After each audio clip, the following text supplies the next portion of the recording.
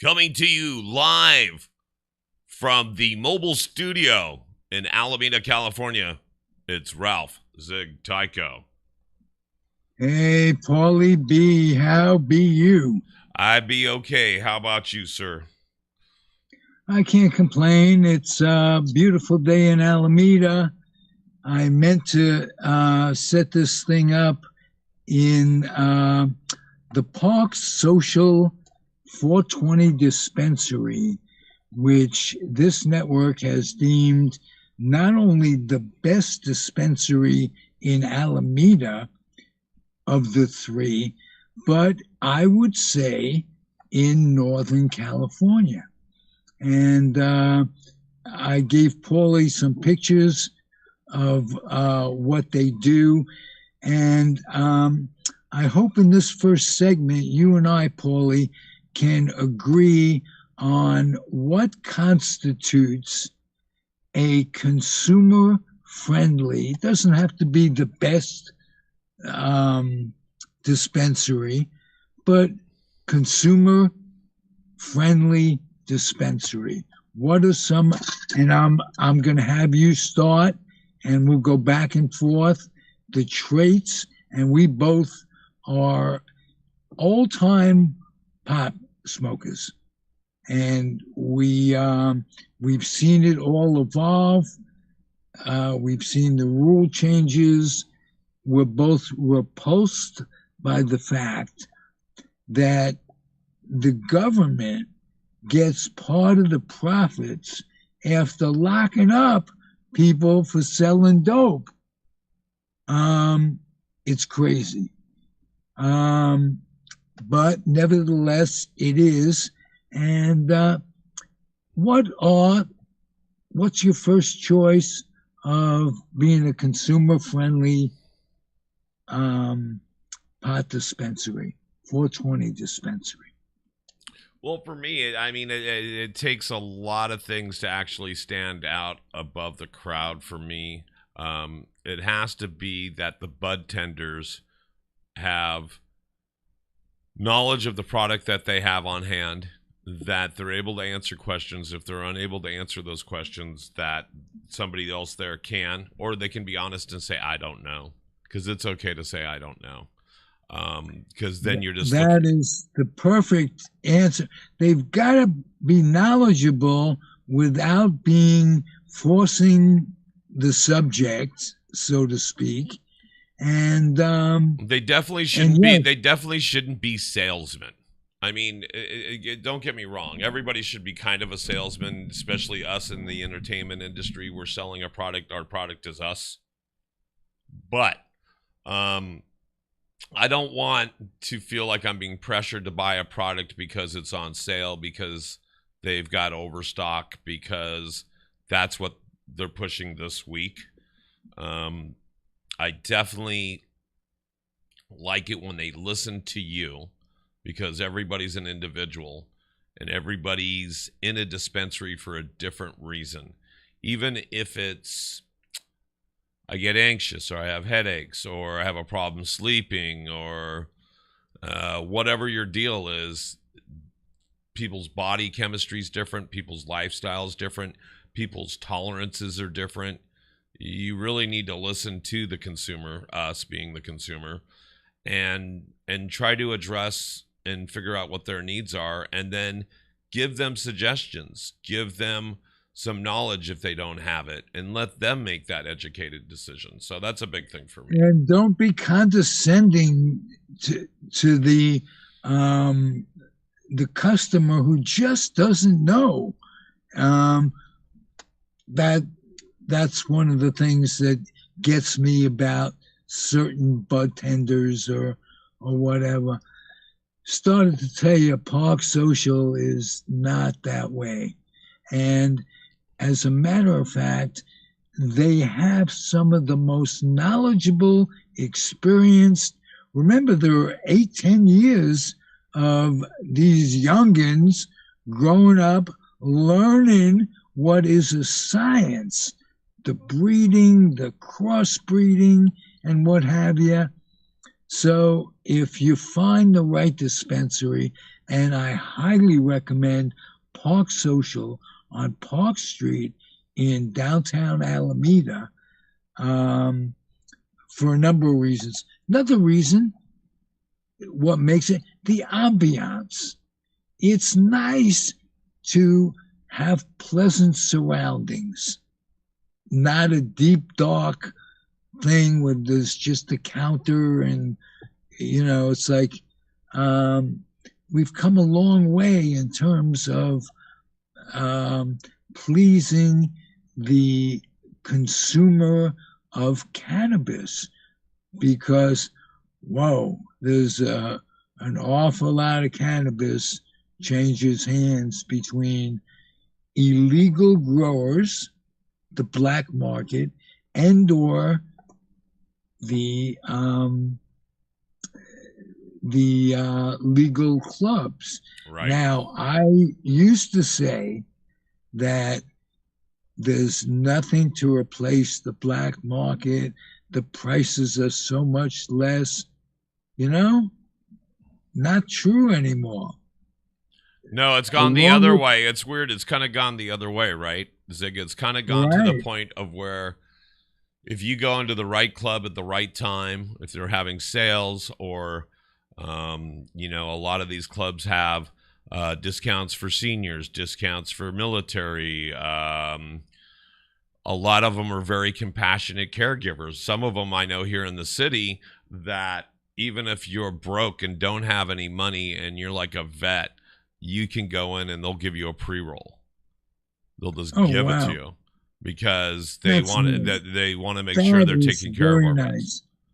So, Um, all vets, given their their disability. If you're a veteran, you're disabled in some way, PDST, having been in the service, having to the terror of going to war. It doesn't have to be diagnosed per se, but reach out to the veteran. I'm talking to the audio out there. right. Reach out to because their look in their eye almost tells of their experience, and you're going to struggle in life in any way, but war brings that on, and tell that to your kid, and also give your kid a book to read. It's called Johnny Got His Gun, Right. and it's a war protest book from the 30s, and it stands up today. And keep your kid out of the service at whatever cost. Right. Um, and remember that the combination of good music and good weed helps an awful lot of people suffering from any kind of PTSD and what have you. So the clubs that support helping a vet, for instance, Right. I'm for them. If you can tell me which, bring back to the show which ones do and which ones don't, we could be a service. We could Absolutely. anyway. But no, Hey, that's good. well, But tell us a little bit more about Park Social. I'm gonna actually let me read some stuff about Park Social because I have it here. Park Social. Here, hold on a second. Park Social is I can't believe this. All right, let's try this again. I had it online there. Park Social, located at 1222 Park Street in Alameda, is open till 9 p.m. tonight. They also have specials. What specials do they have? Let's see here. If I can go into it. Of course, it wanted to work with me, and then it didn't want to work with me, right? I understand. That's the way the computer is. It is. So I know that they've been very kind to you.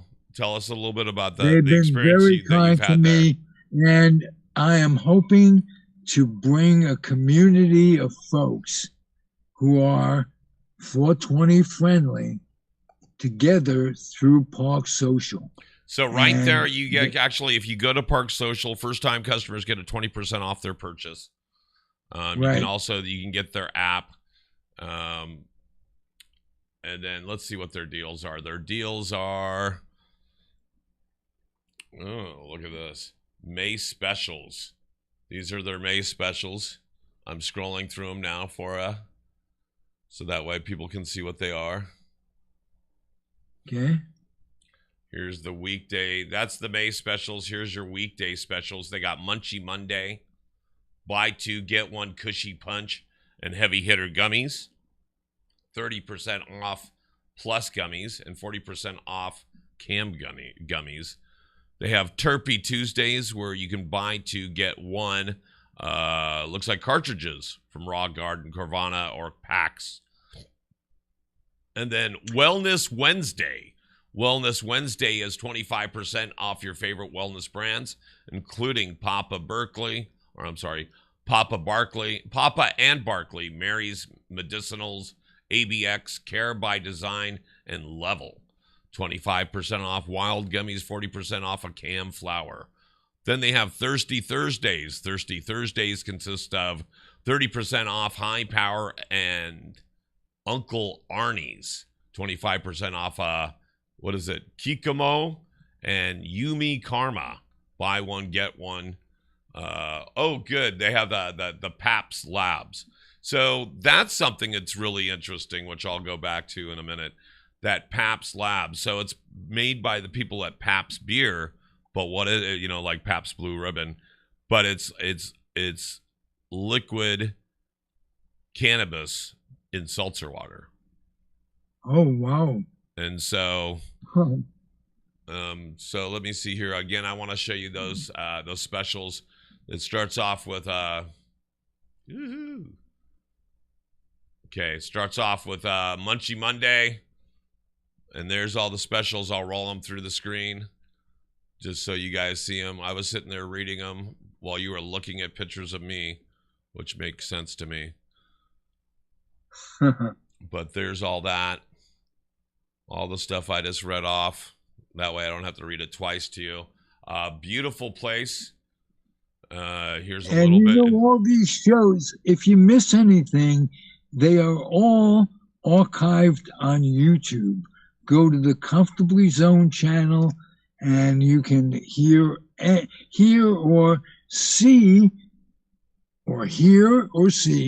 any of the podcasts that my network has produced in the last 12 years.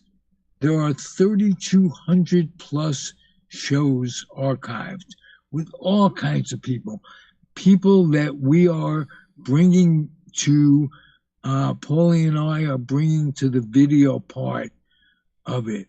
And speaking of that, let me, before I forget, Jerry Feidelberg has been in the hospital most of the last 6 days.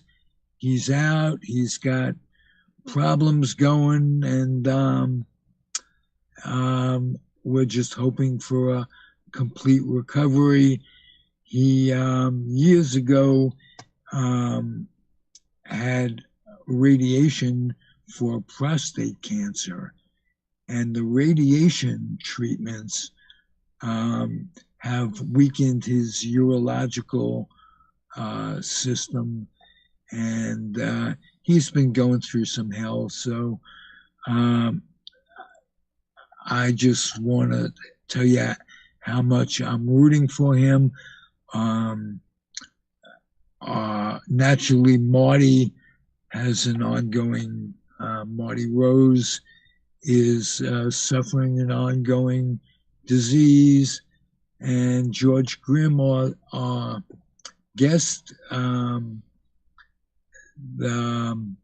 later on in the second segment, is suffering a heart problem with a valve leakage and what have you, and he's going through some problems there. Let me just say, getting old ain't what it used to be when we were young. We thought it would never be us. Uh, and I can't begin to tell you how much pain there is in the world. Just the microcosm being the Comfortably Zone network. Friends and of the show. We've already lost Mark Littell and Ronnie Rabinovich from our charter membership of Comfortably Zoned, and people are irreplaceable. So, and why I continue to do this is to honor those who can't do it anymore and put out the word, whatever the word is. Paulie helps me with that. What's the word today, Paulie? What's the word? I'm sorry, I missed what you were saying there. I'm sorry. I'm just rambling. You're doing one of those things where I picked the right word for what you're trying to say. Right. Yes, that's right. So we find ourselves at this crossroads where a lot of our friends are either passing. We're all struggling with our health. It's not like you spring out of bed anymore. I mean, I just turned 58 last week, or what was it, last week, 2 weeks ago, whatever it was, a couple weeks ago. And I swear, even just in those couple of weeks, I'm like, did I really gain that much, or lose that much stamina, or just Werenthal just to make it through my days? It's been tough. It's been hard. And so you have to find your groove, and everybody's groove's different, kind of like we were just talking about the cannabis clubs and stuff. Everybody's got their thing. You just have to be able to find it, and what's right for one person isn't necessarily right for another. And so it's about finding that groove, finding the people that you belong with. So like you and I are great friends, and it's not like we just do this show. When we get a chance, we hang out with each other because we enjoy each other's company. We enjoy each other's conversation. Talk on Facebook, Messenger, and what have you. Right. You don't have to be right there. I'll give you a good example. George Grimm and I wrote a book together. Right. We marketed a book together. We love that book, and yet, and I love him and he loves me. Right. We've never met in person. We have the same virtual connection that you had with I can't think of his name, his first name. Your friend that you did podcasts with, whose brother is an absolute genius. Right.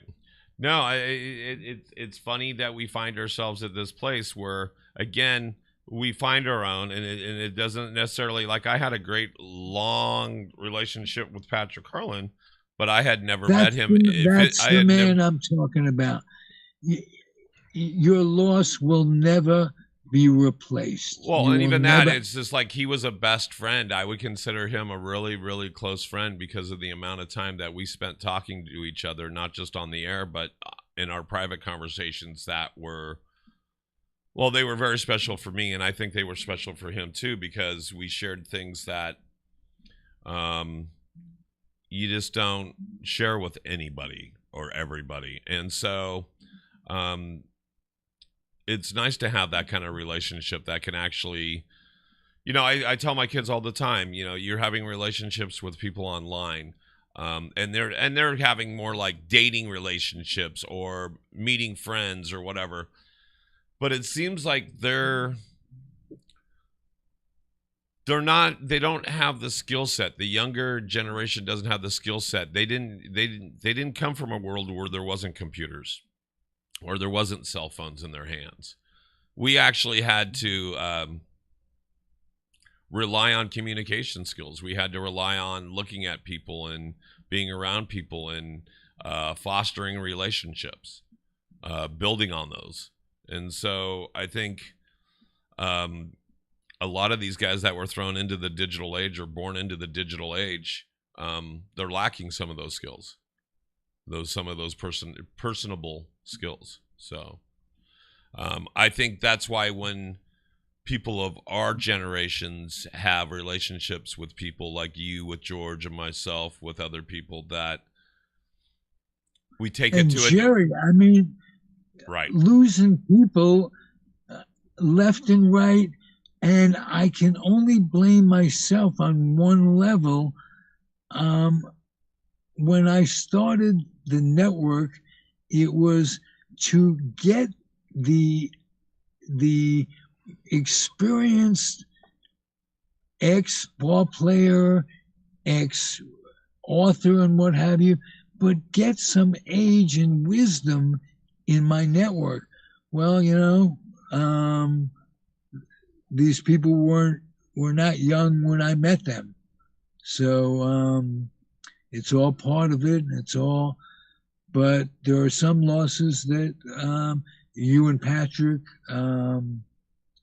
me and Ronnie Rabinovich, who's the heart of the Comfortably Zone Network, he wrote the book, Letters from Jackie. He had a personal relationship with Jackie Robinson. Wow. And he's a wonderful person. His father was a Democrat who worked on the Wisconsin primaries with Jack Kennedy, and his brother, who stayed at their house. He had incredible knowledge, and we did a whole bunch of podcasts and covered all that stuff. So if you out there, if you want to go to my Comfortably Zoned channel and put in Ron Rabinovich, a lot of podcasts will come up, and you get to hear Ronnie, which I do occasionally to make myself remember just how, not just with Ronnie, with all kinds of people, remember them, and we live in having YouTube and Facebook and what have you on a lot of levels. It's wonderful. So, right. Technology can be great on many levels. It could also be damning, but in this case, great, right? Right. For memories, confirmation, it's just great. And so give me some more, if you would, qualities of a dispensary that you wish they all had. Beyond knowledge, and let's say we said knowledge, we said compassion, accessibility, and so that has a lot to do with me. It depends on where it is, what are their hours, what's their parking lot like if they're in a town, what town they're in, and then. So accessibility has a lot to do with it. And again, we were talking about seniors. We were talking about vets. So hopefully they're ADA compliant. They have ramps. They have lifts. They have ways for people that actually need the medicine to be able to get the medicine. A lot of places now have delivery services. So if you're used to your dispensary, like you're used to walking into Park Social, and you could walk right to your products and go, oh, I want one of these and one of those and two of those, and okay, that's good. I'm good for a week or two. See you in a couple weeks or whatever. Well, if you're able to do that, if you're speaking of able, medical stuff, and off the subject of weed for a moment, sure, all health care for not only seniors, everybody should be paid for. Healthcare, prescription, you call it socialism, call it what you want, but there is no one. People take half dosages of insulin because they can't afford to eat and take food and take medicine at the same time. In the United States of America, this is we used to send money to China, send food to China, for instance. right. We used to have Hope Care, the borders with Doctors Without Borders and shit like that, right? Yeah. How about the borders here? There should be treatment 24 hours for everyone who needs it. And to do that, you got to tax organized religion and tax the very rich. And it will all take care of itself. And stop with the lobbyists already making politicians rich beyond their belief and the benefits they get. And I'm a Dianne Feinstein guy from way back, but that woman took a lot of money out of the people's hands by her stock, which they're all entitled to. They know what's coming on the stock market, and they work accordingly. And it's crazy. Our system is fucked. Pure and simple. I don't. And stop sending money to either side, whatever war's going on. Right. No, I agree. You had mentioned I have one of those minds. I have one of those OCD minds when you say things or when people say things. I'm like, oh, and it makes me think of things. So you had mentioned Doctors Without Borders. I used to have a joke that was something like Doctors Without Borders, way better than their old moniker was which was Doctors Without Boundaries. And so yeah. So I thought of that, and I got stuck on that. I literally started. I listened. I heard you say that, and I'm like, oh yeah, I remember. Well, I did a Kaiser joke way back in the day. Was Kaiser has a Joseph Mengele waiting room with pictures of twins on it. Anyway, Joseph Mengele, bad guy. That goes back. You just dated. You just dated yourself. Oh, I date myself every day, every moment of the day.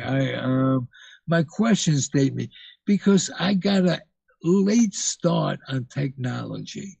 By the time it came in, I had a hard time, and I have ADT, and made it very difficult for me.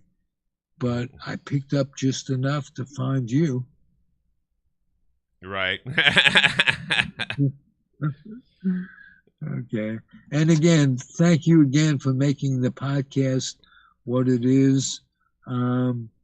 We chat about things. Anything on your mind that's bothering you or good, bad, or indifferent about life that you'd like to get at? We both know how cathartic podcasting is. So, there's a lot of things that are going on in my head, and it's funny because I think it's the world we live in. I look at how even the best of us, which we're supposed to be examples to the people around us, and positive role models and stuff, and I I don't know where we're getting those anymore. I don't know if we're definitely. I don't think we ever got them from politics. I mean, it's rare that you come across like a John F. Kennedy, and even if you do, he's stupid Marilyn Monroe.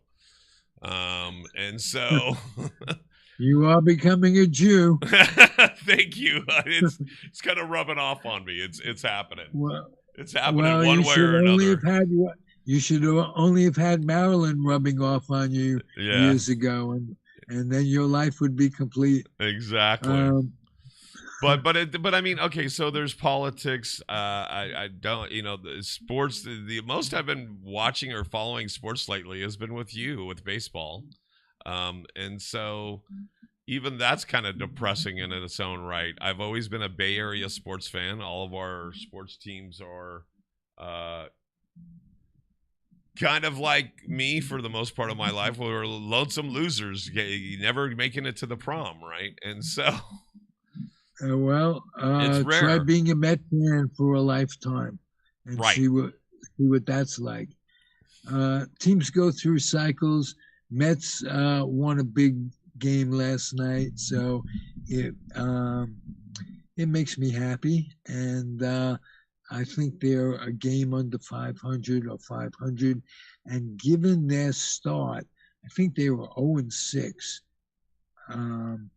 So overall, they came back a little bit, and they're not going to make the playoffs. In their division is Atlanta and Philadelphia, and they are two teams that are much better. But I like to be surprised. There was something called the Miracle Mets of 1969. And, that no one expected them to go from last to first in under a year and win it all. So that's what baseball is, and fandom is. You got to believe, you got to hope. And sometimes we take the winning and losing too seriously. At least we have a team to root for. Speaking of which, we may not have the A's to root for. Something may Because we're come up looking at with this Texas series doesn't look promising. Well, no, it doesn't. But they are close to 500, and given what their expectations were, I can't wait to get Jerry Feidelberg, the ultimate A's expert, back and healthy to give us an idea of what's going on with them. But I think the Mets still might gel and make it a season. It's still very early, and we will see. In our neighborhood, it looks like we have another part of the Texas series here. It starts in less than an hour, and it's Texas at Oakland. And so I believe that starts at 12:37 today. What else? What other games we got? Anything we like? I'm looking. Of course, they have the wrong league up for the most part. Oh, there we go. So we have Astros at Yankees. We have, and that's today. Is that you with your hand in front of the thing? No, I actually don't see you. I actually see. Oh, I see the street in front of you. Here, I should take the view off the street. Let me take it off onto me because we're looking at your street in front of you. And I'll even take off your lower third. So what do I have to do to adjust this thing? What I'm going to do is I'm going to mute you and dial you right back, and I'm going to get you again. Okay. That's what I'm going to do because that's what we do in studio, folks, when we lose orientation. And instead of guiding him through 1 minute at a time, I'm just going to go back in and go call Mr. Tycho again, and then we'll get him up, and it will be fine, and it will be like he was never gone. Especially once he starts ringing, I'll let it stop ringing, and then I'll jump back in. And then we'll also look at what that what those scores were. And I have no video from Ralph Tycho now. There he is. Now he's upside down. I gotta put the camera out of the heat. Oh, is that what's going on? Yes, if you can't it's stand not. the heat, No, you know what they this is say. If you can't, preventative. they know what you say. They say, right? If you can't stand the heat, stay out of the mobile studio. Right. Um, Your mobile learning a little studio bit about. is state of the art, by the way. It has air conditioning. It has climate control. Let's call it climate control systems. It has, yes, it is, and it does have um, Wi-Fi wherever I am. That's nice. So Do you actually get through on the Wi-Fi? Because that's kind of cool. Because my car has I'm built-in here. Wi-Fi. I'm here. You're here. Are you actually connected And to that Wi-Fi? That's kind of cool if you are. So I'm sure it is because either that or there's Wi-Fi on the block, but it's working. well, there you go. Cool. So Tell you're me back. about the best. Tell me about some of the shows you got going on and what you like about what's their development. Well, that's interesting now that you mention that. I have multiple shows happening here at Edge Studios Online. Everything from, again, Ralph here with Zig in the Zone. Every week's a little bit different. We talk about everything from sports and politics and life. We also have after your show from 2 to 4 p.m. on Tuesdays here at Edge Studios. We have afternoons with Joe Mama. Joe Mama is a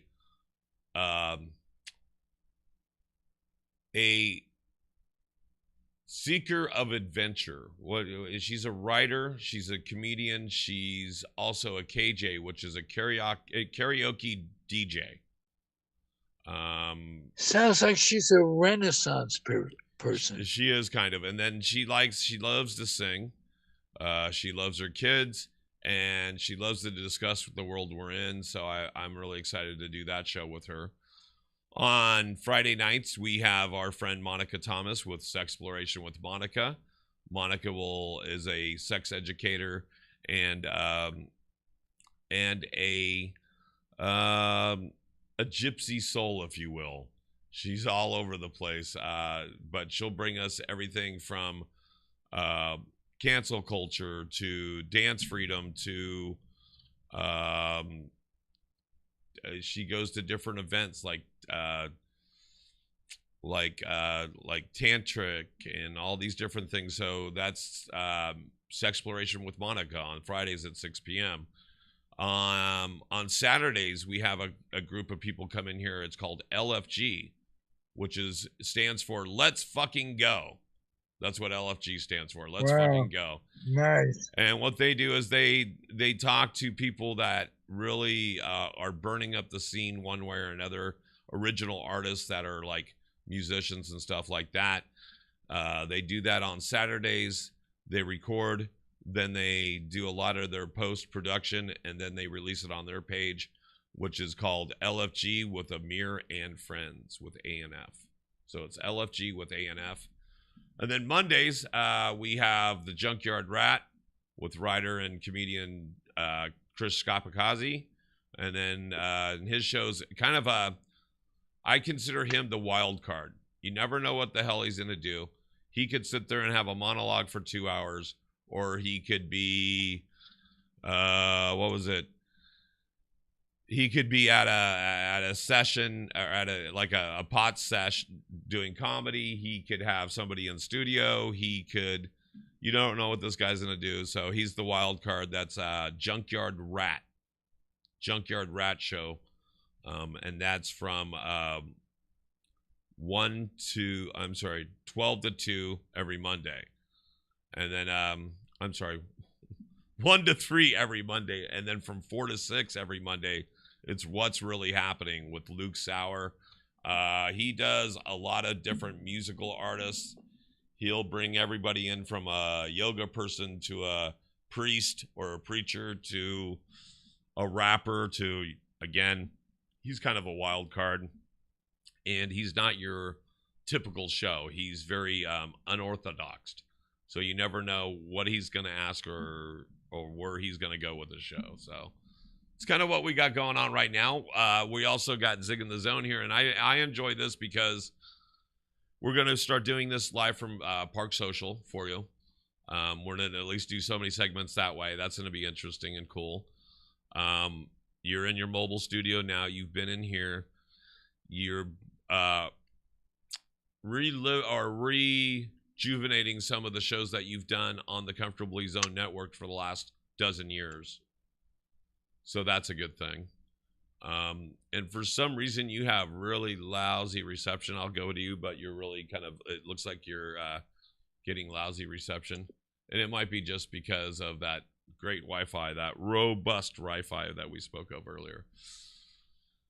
Well, hey, Mr. Wi-Fi to you. Mr. Wi-Fi to you. So, I mean, that's what we're doing at Edge Studios, and I'm always looking to take on more projects and more things here.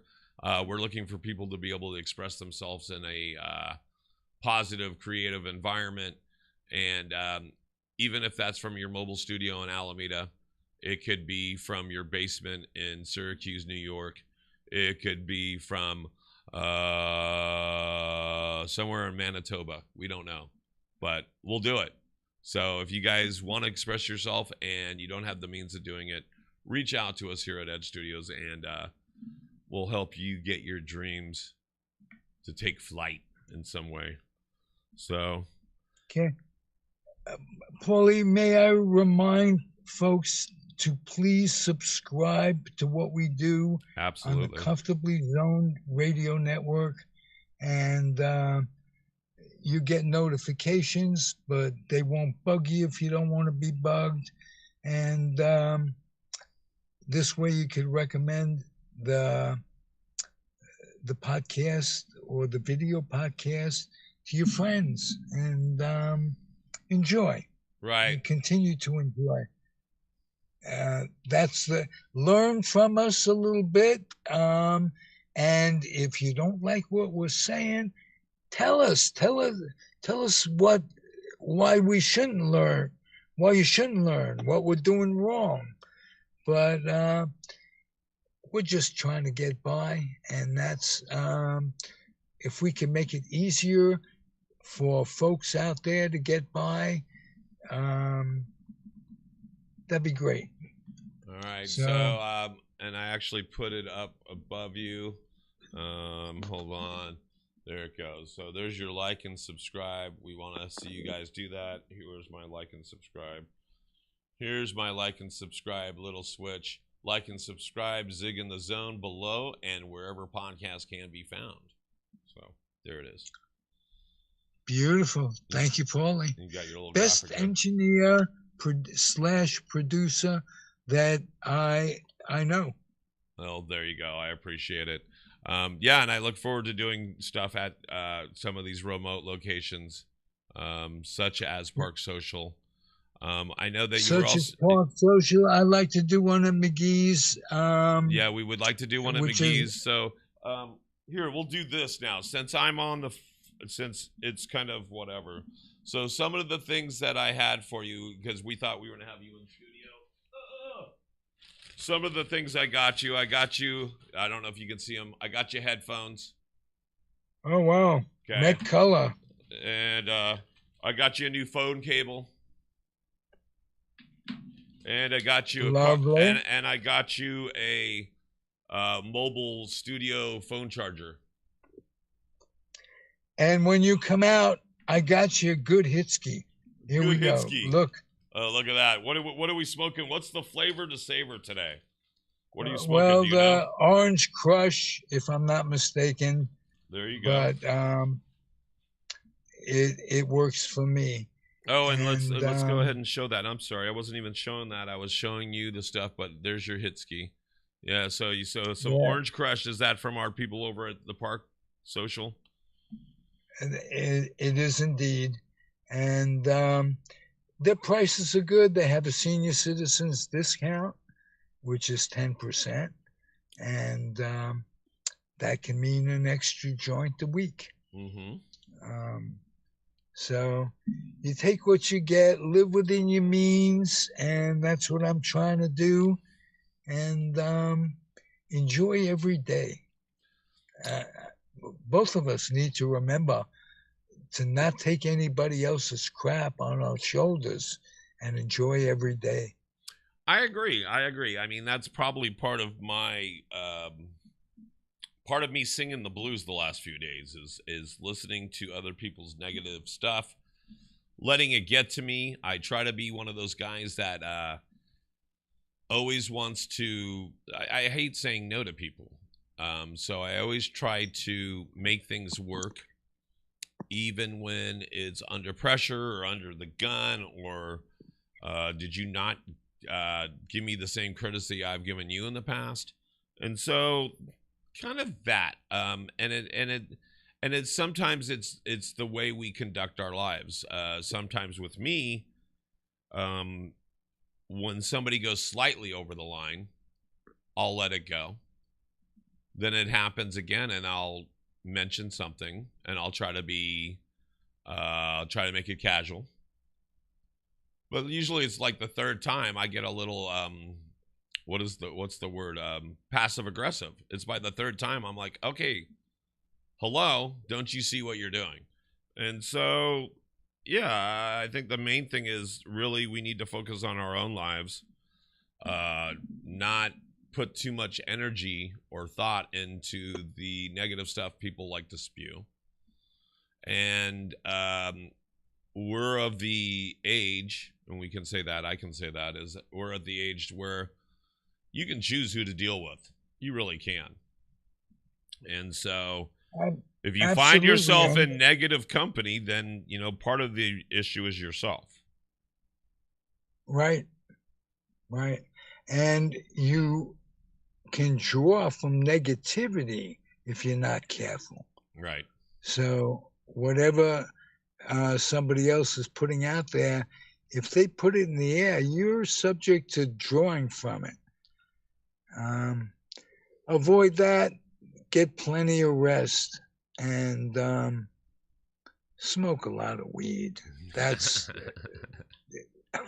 what can I tell you? Now, are we going on with we're going on with George at 12:15, correct?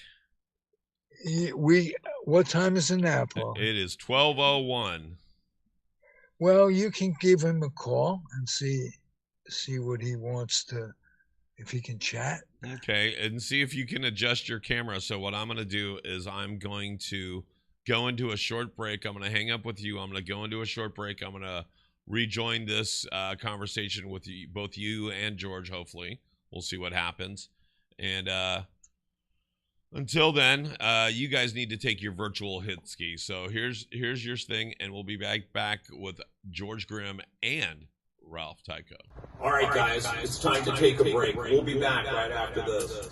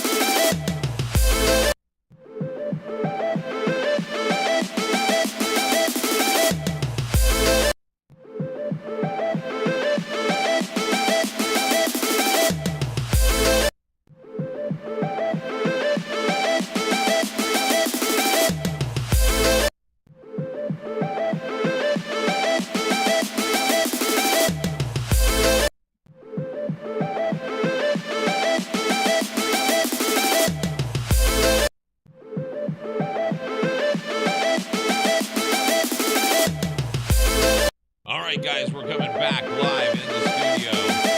I'm here in San Francisco, and we are live with both George Grimm and Ralph Tycho. What's happening, guys? George, what's happening? I got some really good news today. We like good news, George. Share it with us. I got my issue of the Hockey News May magazine, and in the middle of it, on page 78, is a story that I wrote. Woohoo! Oh, wow. Right So, on. hey, how about Congrats, that, huh? man. Wow, I was, I knew it was coming, and they've had it for like a year, but I'm happy it's still out there. It's finally out there. So, Awesome. what's up? Congratulations. George, I wanted to save the thunder for for you in terms of your hero is wanted to write a book with you. Oh, Stan? Yeah, Stan Fischler. Yeah. Well, that's not going to happen, but he did No, ask but me he did ask offered me he he offered did to ask me make. to help him write a book about the Rangers Stanley Cup run this year, and we didn't have enough time. He wanted it done by the end of the playoffs, which is like about 6 weeks from now, and it just wouldn't have gotten done. So we kind of scrapped the idea.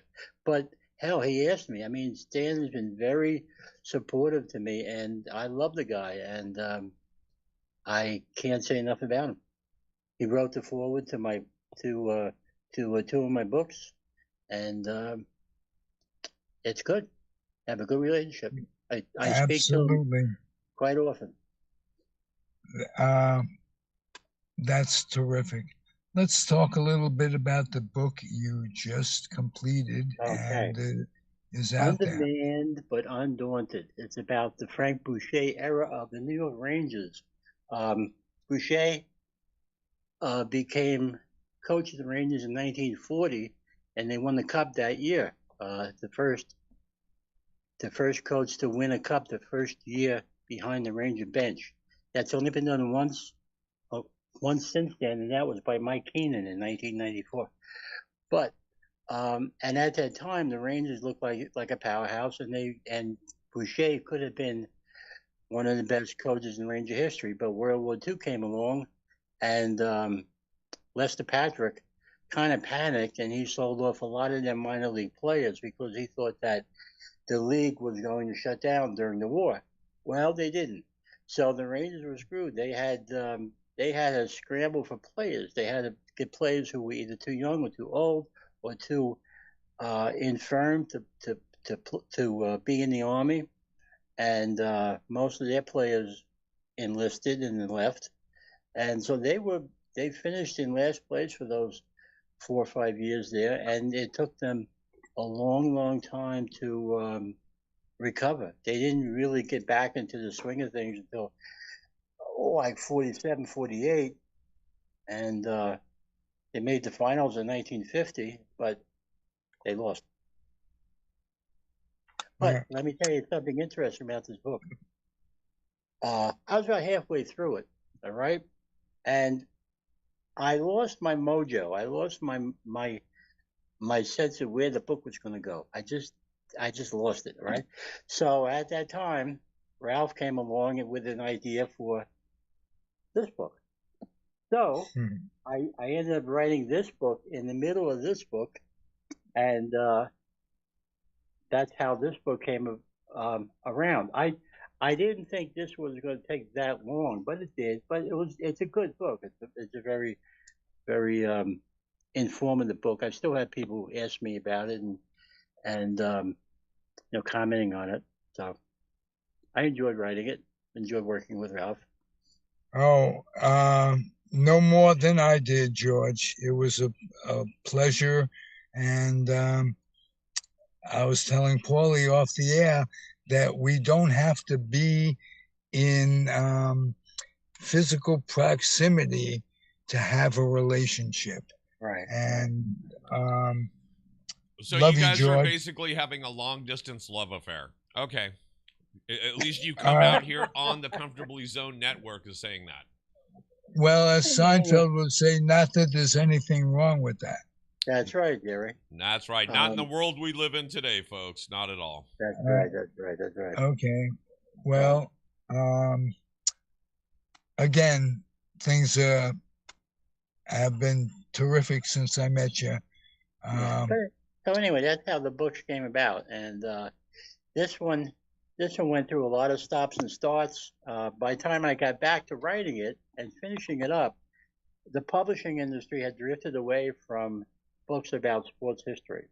All right, because the other two books I wrote, they were all published by regular publishers. But by the time I got through with this, the industry had drifted away. So unless you had a name, so I had it Well, self-published. now you do have a name. Well, not a big enough name. So I had it self-published, and I had 3 people try to self-publish it for me, and it just didn't work because it's a complicated format. I have some tables in it and stuff, and it was a complicated format.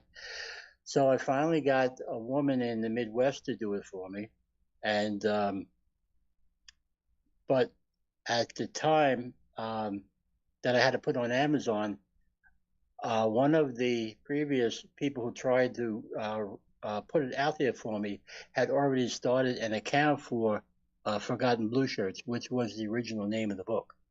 So, not really knowing how to navigate Amazon's Kindle publishing deal there, I just changed the name of the book to Undemanded, Undaunted, which I'm still getting used to. So that's the story. George, what's the main thing you learned from writing this book? Oh, about Ranger history. I mean, they went through a lot. There's a lot of players in here that nobody ever heard of, and including me. I was surprised some of them ever played for the Rangers. Some really unknown players who came up and went down, and maybe they had a cup of coffee with the Rangers and they got drafted. We had a couple guys who played for the Rangers and went to the war and got killed. It's just an ongoing saga. The Rangers in the 40s, in 1943, the Rangers opened training camp without a goaltender, if you can imagine that. So they had to get this guy named Steve Baczynski, whose nickname was the Puck Kozinski, because he was a lousy goalie. And they signed him sight unseen, and he thought he was great. He would make a save, and he would tell his players that it's like picking cherries off the tree. But in the meantime, he had let in 10 goals. So and they had a lot of players like that. A lot of players who had no business being in the NHL, but this is wartime, and all the teams were suffering, but not as bad as the Rangers, because they just the Rangers, as I said, Lester Patrick panicked, and he thought the league was going to shut down, and then when the war was over, Frank Boucher had to travel around Canada and renew relationships with all these farm clubs and junior teams and re-sign players and get the Rangers back to where they would want to be, so they could compete with the rest of the league.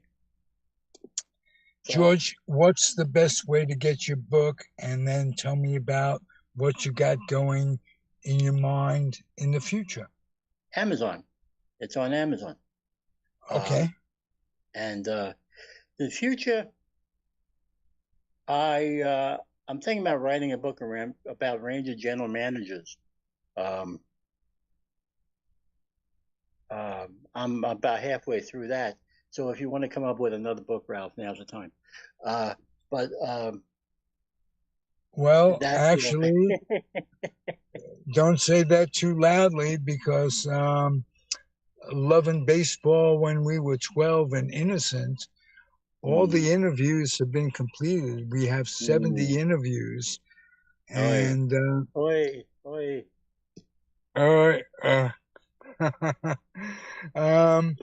it's all yours. They're all on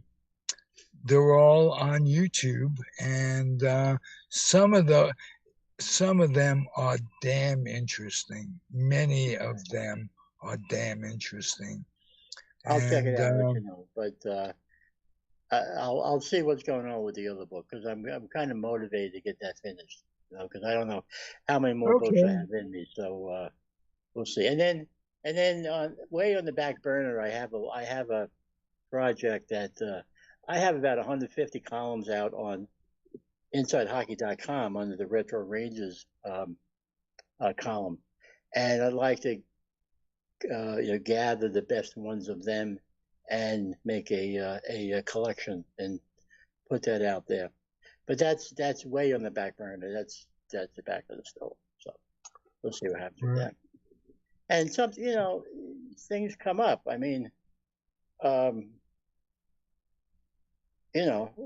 I'm going along with one thing, Ideas come up. can come from anywhere, Yeah, and they can be transformed within seconds in your mind. yeah. So I was going to write a book about the New York Raiders of the WHA, who played for 1 year in the Garden in the 70s. But I was advised that nobody would want to read it. So, okay, I will do that. Okay. well, All that right. doesn't We'll stop me accept that. from doing podcasts and writing books. Hey, George, we're going to cut it short today. It's just terrific working with you all these years. And we still get laughs when we talk about what we did. And it's great. So I want you to keep healthy and keep You getting too, kiddo. better. You too, Would kiddo. you? Okay. Yep. Thank you. All right. Hey, George, thanks for being a part of it, man. All right. Thanks And a lot. congratulations on the magazine, dude. That's great. Yeah. I know. That's kind of made my day. Hold it up one more time because everybody's got to catch that article from George. All right. The Hockey News, May issue of the Hockey News magazine. And it's right in the middle. Yes, right in the middle. So you're the centerfold. Hopefully they didn't get a staple in your belly button. Yeah, there you go. Okay. All right. Looking great, George. Thank you again. Appreciate you, buddy. We'll see you soon. All right. Have a good one. You got it. Bye-bye. All right. We're back here with the Zigzag Man. What's happening, It's brother? going to be a short one today. Let me just reiterate what I talked about before with Jerry Feidelberg. He's recuperating at home in Alameda, being cared for by his 2 daughters, and we're just hoping for the best. That's that sometimes it's out of our control, and it's not some divine spirit. It's scientific medicine. So it's not it's not the ghost of Yogi Berra. As long as it isn't the ghost of Ralph Zig Tycho, then that's what we have to hope for. Yes, no, you always want to leave your audience wanting more, not less, sir. Okay. Well, it's too late for me to be Jimmy Dean, so let's. You're the closest thing to a breakfast sausage we have, dude. I'm telling you now. Hi, get your Jimmy Dean. There you go. Can you imagine buying a sausage from a guy who says, "Hey, it's Jimmy Dean. It's Jimmy Dean. Look at my sausage." I would think, right. Nowadays you get canceled for saying that in public. Yes, but one nice thing about podcasting, it is in the spirit of FCC free radio.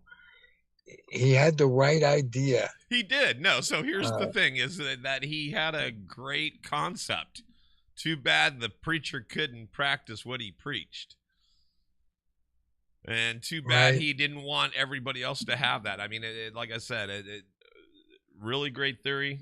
I liked him best when he was sick and after his stroke. It seemed like he actually had a heart. It actually seemed like that one scene in The Grinch where his heart grew 10 sizes bigger. And I was like, oh, look, maybe this was a great thing. Right. You having a brush with death or mortality, if you will. And you How think, long did it take the asshole to forget that? oh my gosh. So probably if I have to put, and I'll go ahead and put myself on camera because I figured this is going to be, this episode is actually episode 15, but in the future, it actually might be considered. I think it's 16, if I'm not mistaken. Oh, is it 16? I'm sorry. I should say that. It is 16, and it's labeled that way. I'm sorry. But even though it's really Zig in the Zone episode 16, in the future, we may refer to it as case exhibit evidence exhibit A.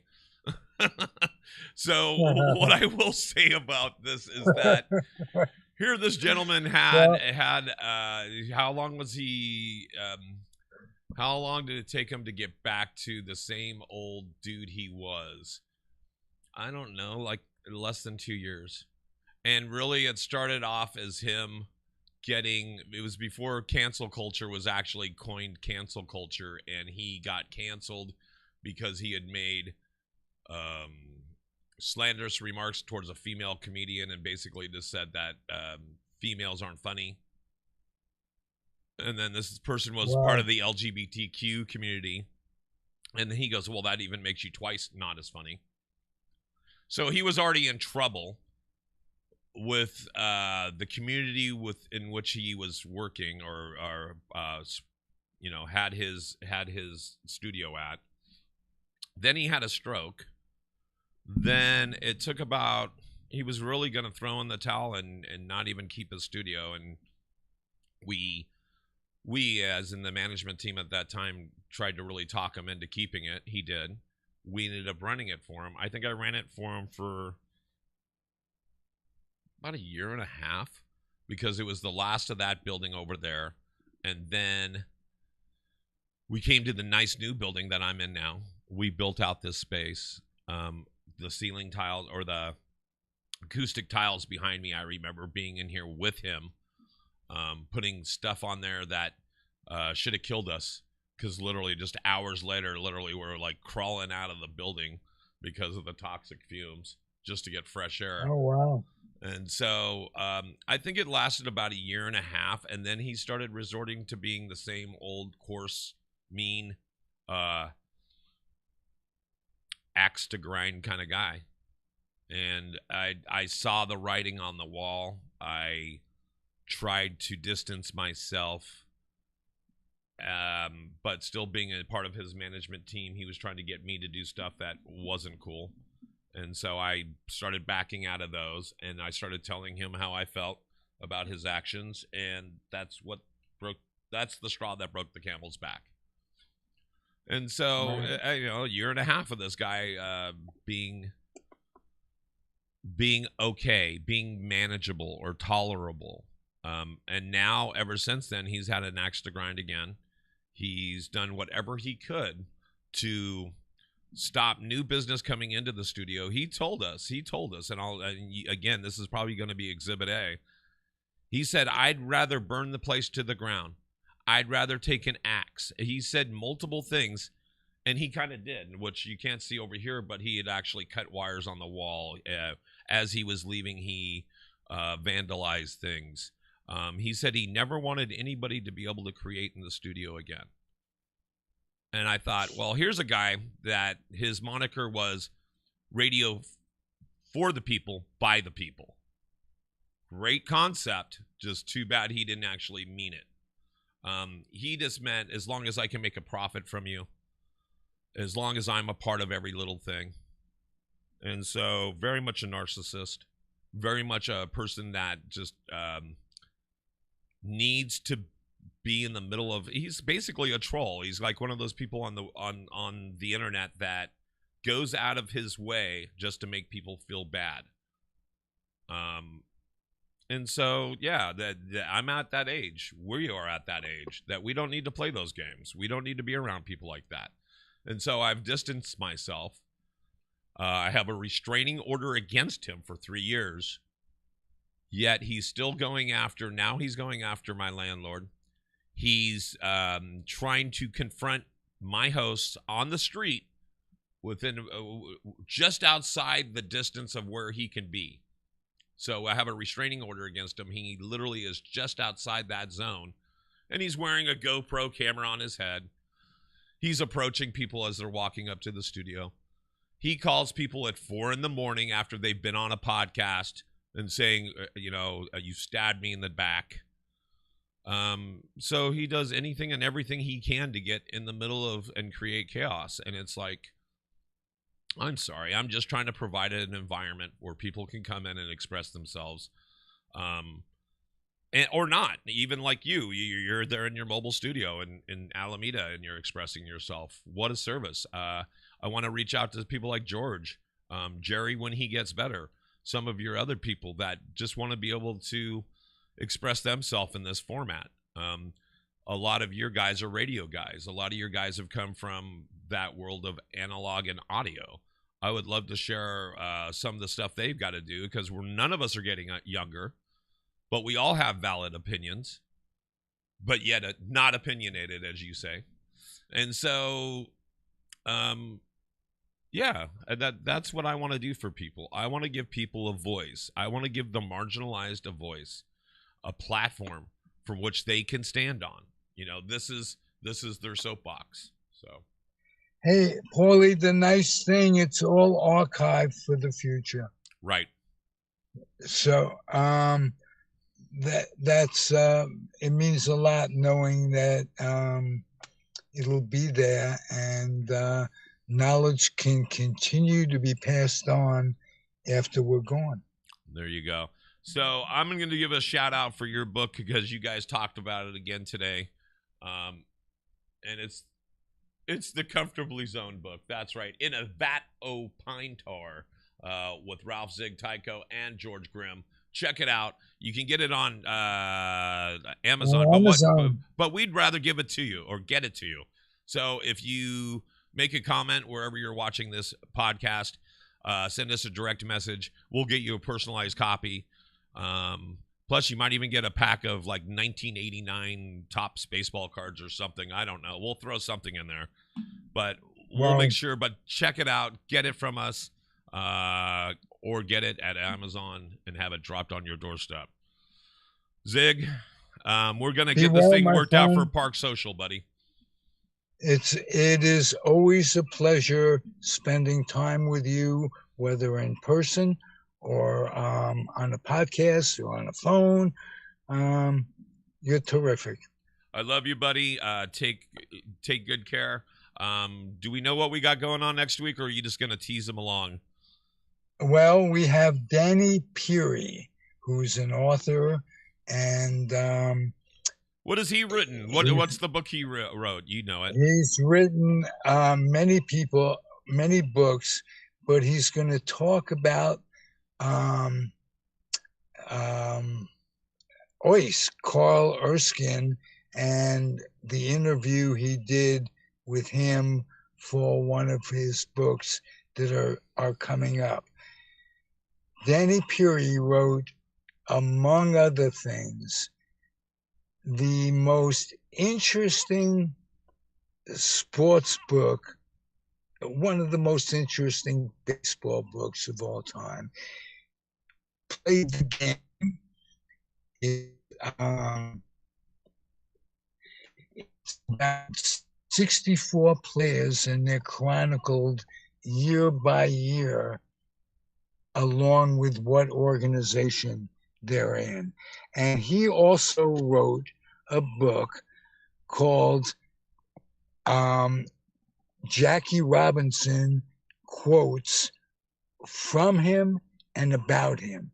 And the aforementioned Ronnie Rabinovich, part of our family, the late Ronnie Rabinovich, is quoted in the book an awful lot.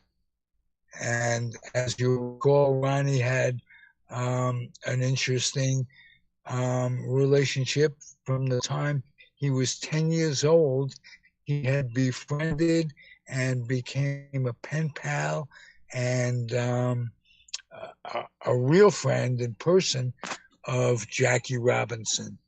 And so Danny Peary will be on definitely next week. And until then, I'm hoping that all of the It sounds like we're losing you big time. get some peace and health. Okay. All right. So what I'm going to do is I'm going to take time. No problem. So what we're going to do. Okay. Next time. There we go. So until next time, guys, what we're going to do is we got a lot of mentions about this. I'm going to let Ralph go, but I'm going to play the newsreel from last week. People had mentioned that we cut it off at the wrong part. So I'm going to play the newsreel all the way through, do our ending credits for myself, Ralph Zig Tycho, and George Grimm.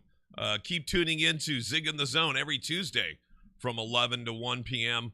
And let's go into that news. Here we go. Candlestick Park, new home of the Giants, who came west in 1958. Don't worry, sound comes back, folks. A West Coast storm has Candlestick Park awash. I think they were, look at all the water in the It's stands. D-Day at Candlestick. 6 months of baseball now spirals to a climax in just one game. Both starters, Ralph Terry of the Yankees and the Giants' Jack Sanford, were sharp, and the game was scoreless until the top of the 5th. Then singles by Moose Skowron and Clete Boyer, and a walk to Terry loaded the bases with nobody out, and Tony Kubek was the hitter. Ground ball hit to the shortstop. They're going for 2 to second, 1 out, back to first, a double play. Bill Skowron comes in to score, and the Yankees go out in front 1-0. It was still 1-0 in the bottom of the 7th when Willie Mays came to the plate. Tom Tresh goes over, he makes a one-handed catch. Fresh racing into the corner. He's got it, a one-handed catch. Willie McCovey was up next against Ralph Terry. Here's the 1-1 pitch. He swings and hits a drive into deep center. Mantle is chasing it in deep center. He can't get it all the way to the fence. Here's McCovey going into second. He's going to try for 3. No, it's not in time. McCovey was stranded at third. His next at-bat against Terry would decide the World Series. A 1-0 ball game, right down to the wire. It's now the bottom of the 9th. The Yankees still lead 1-0, 3 outs from the title. Their starter, Ralph Terry, is still on the mound. Up first for the Giants, speedy pinch hitter, Matty Alou.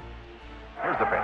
He bats down the first baseline. Terry chasing it. He can't get it. 2 outs later, Alou still at first, and the batter is Willie Mays. And it's all up to Willie Mays. The pitch to Willie Mays. He swings and lines it down the right field line. This one is in there. Willie is on his way to second. The runner's going to be held at third base. So it came down to this. Mays on second, Alou on third, 2 out. Right-hander Terry now in deep trouble and laboring. The fearsome left-handed hitting Willie McCovey is due up. First base is open. Orlando Cepeda, who had 35 homers that season, is on deck. Yankee manager Ralph Houck has a decision to make. So, although McCovey had homered off Terry in Game 2 and tripled against him 2 innings earlier in Game 7, the decision was made to pitch to McCovey. He swings and sends a long ball to right field. Harris is chasing it. It is curving foul. It's going in the seats. Here's the pitch to Willie. Here's a liner straight to Richardson. The ball game is over and the World Series is over. Willie McCovey hit it like a bullet. A line drive right straight to Bobby Richardson at second base. Had that ball got out of his reach, the Giants would have been the winner. Now it's the Yankees. Yankees win the series. And that's the end of this newsreel. And we will see you next week on the Comfortably Zone Network. For myself, Zigman, and George Grimm. My name is Paul Brumbaugh. Have a great rest of your week.